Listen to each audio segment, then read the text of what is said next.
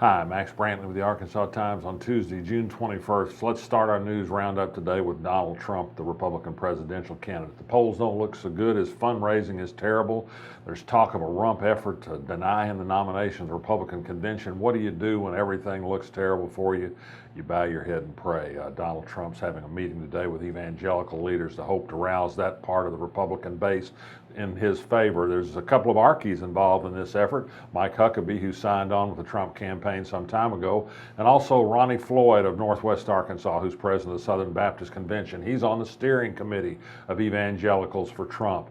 Perhaps he can give them a little Bible instruction. What was that in? 2 Timothy? I can't remember.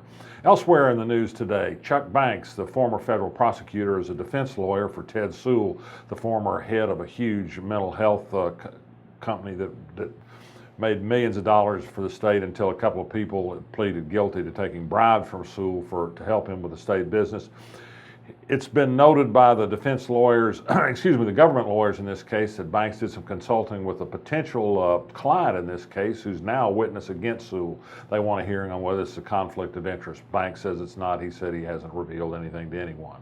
The State Board of Education will have a meeting next week and hear from people who want to serve on the Little Rock School District Community Advisory Committee. It's sort of a school board light, not fully empowered to be a school board, but provides some advice to Education Commissioner Johnny Key, who's now running the district. Some of the people have served on the school board before.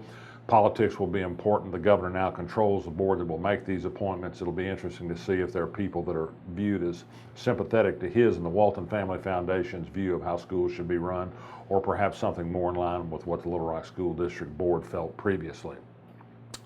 A new lawsuit today was filed in Saline County about this famous forum shopping case that's going to be subject of a court hearing in federal court this Friday in Fort Smith. This is the case where some very prominent trial lawyers are accused of taking a case abruptly out of federal court into state court, where they worked out a settlement that was very advantageous to them in legal fees, but perhaps not so advantageous to the policyholders of the insurance company who'd been sued for lowering the amount of awards they handed out in damage cases.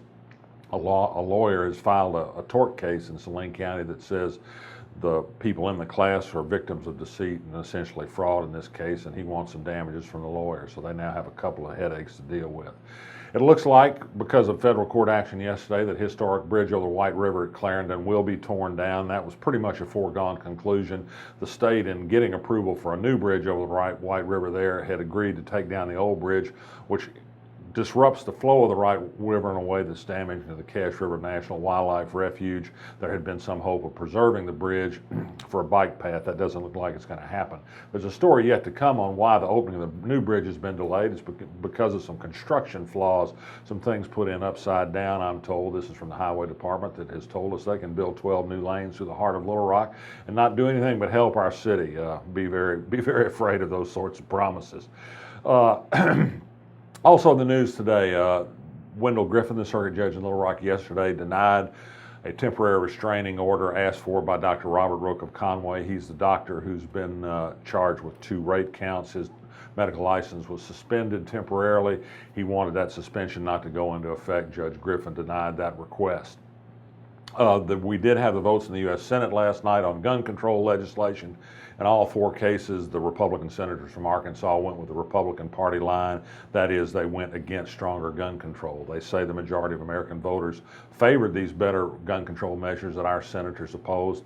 Perhaps at the election day results, we'll see some sign of that and some votes against the senators for those votes on those things. Finally, last night, Channel 11 reported on a city inspection in Hot Springs of the historic Arlington Hotel.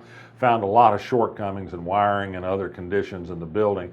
Not much of a surprise to anybody who stayed in what was once a grand old hotel a long time ago. The management says some intensive repairs are needed. No kidding. They might be of the sort that need a ground up repair, if you know what I mean. I'm Max Brantley. I'll be back tomorrow.